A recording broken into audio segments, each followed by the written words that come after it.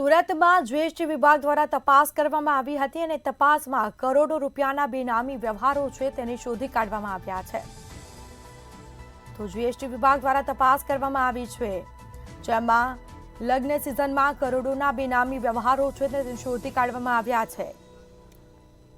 વધુ વિગતો સાથે સંવાદદાતા રાબિયા સાહલે ફોન લાઈન પર જોડાયા છે। જી, સુરતમાં જીએસટી વિભાગ ત્રાટક્યું હતું અને તપાસ કરતા કરોડોના બેનામી વ્યવહારો મળી આવ્યા છે, શું વિગત? ખાસ કરીને જીએસટી જે વિભાગ છે અને હાલ લગ્ન સિઝન ઉપર ધ્યાન રાખીને 100 કરોડના બેનામી વ્યવહાર શોધી નાખ્યા છે।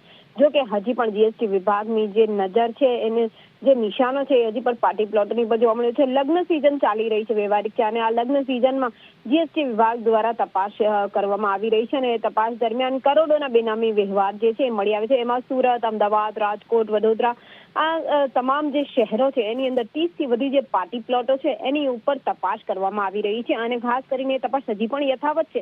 જો કે આ તપાસ દરમિયાન જે છે અનેક પ્લોટ ધારકોને 18% ટેક્સ ચૂકવ્યો નહીં હોવાનું આ તપાસ દરમિયાન જાણવા મળ્યું છે।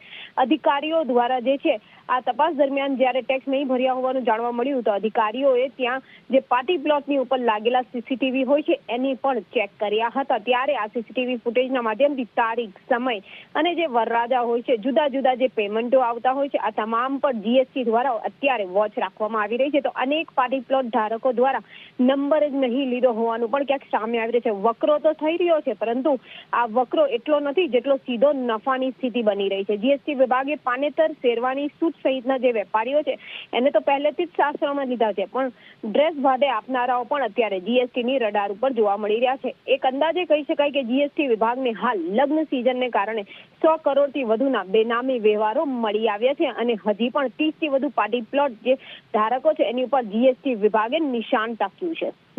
જી બિલકુલથી તમામ જાણકારી આપવા બદલ આપનો આભાર। તો જીએસટી વિભાગ દ્વારા કરોડોના બેનામી વ્યવહારો શોધી કાઢવામાં આવ્યા છે, તપાસ હાથ ધરાઈ છે।